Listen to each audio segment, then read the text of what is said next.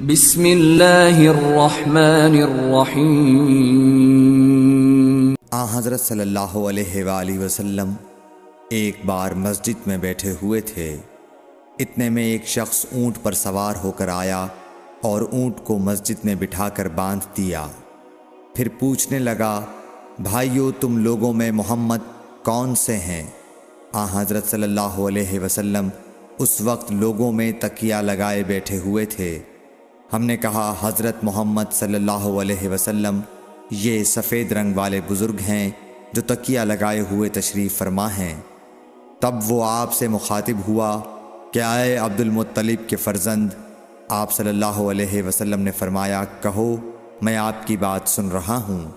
وہ بولا، میں آپ سے کچھ دینی باتیں دریافت کرنا چاہتا ہوں اور ذرا سختی سے بھی پوچھوں گا تو آپ اپنے دل میں برا نہ مانیے گا۔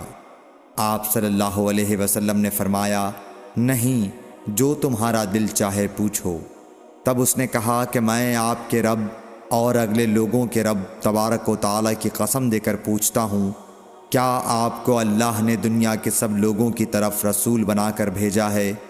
آپ صلی اللہ علیہ وسلم نے فرمایا، ہاں یا میرے اللہ۔ پھر اس نے کہا، میں آپ کو اللہ کی قسم دیتا ہوں، کیا اللہ نے آپ کو رات دن میں 5 نمازیں پڑھنے کا حکم فرمایا ہے؟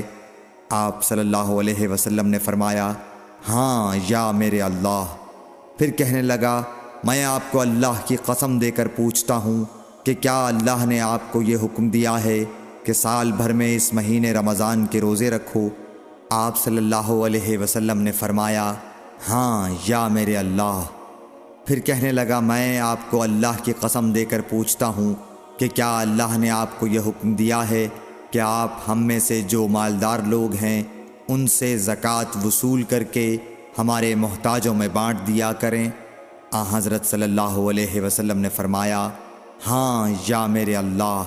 تب وہ شخص کہنے لگا، جو حکم آپ اللہ کے پاس سے لائے ہیں میں ان پر ایمان لایا، اور میں اپنی قوم کے لوگوں کا جو یہاں نہیں آئے ہیں بھیجا ہوا تحقیق حال کے لیے آیا ہوں۔ صحیح بخاری حدیث نمبر 63۔